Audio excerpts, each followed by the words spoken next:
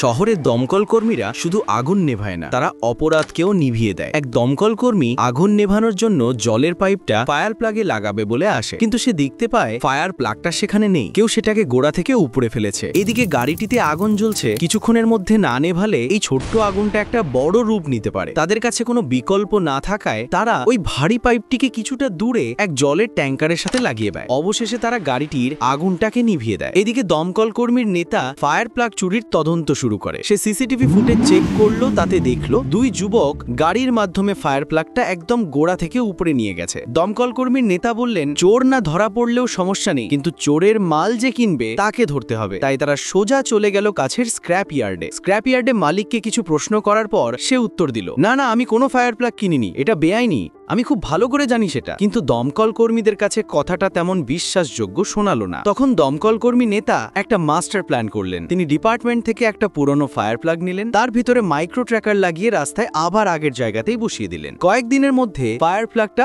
আবার চুরি হলো। ট্র্যাকার দেখালো লোকেশন সেই স্ক্র্যাপ ইয়ার্ডের। এইবার দমকল কর্মীরা পুলিশ নিয়ে সেখানে হাজির হলো। স্ক্র্যাপ ইয়ার্ডের মালিকের কোথাও পালানোর সুযোগ নেই। তারা দেখলো এক জায়গায় অনেক কটা ফায়ার প্লাগ আছে, কিন্তু মালিক আবারও বলল, এখানে সব সরকারের দেওয়া রিপোর্ট অনুযায়ী স্ক্র্যাপ, এখানে একটাও বেআইনি। বা ঠিক তখনই দমকল কর্মী নেতা ফায়ার প্লাগ থেকে ট্র্যাকারটা বার করলেন। মালিকের মুখ মুহূর্তের মধ্যে সাদা হয়ে গেল। চুরি প্লাস জাল কাগজ তৈরি, দুটো ফেডারেল ক্রাইম। এবার আর তার বাঁচার উপায় নেই। শেষে পুলিশ তাকে নিয়ে গেল।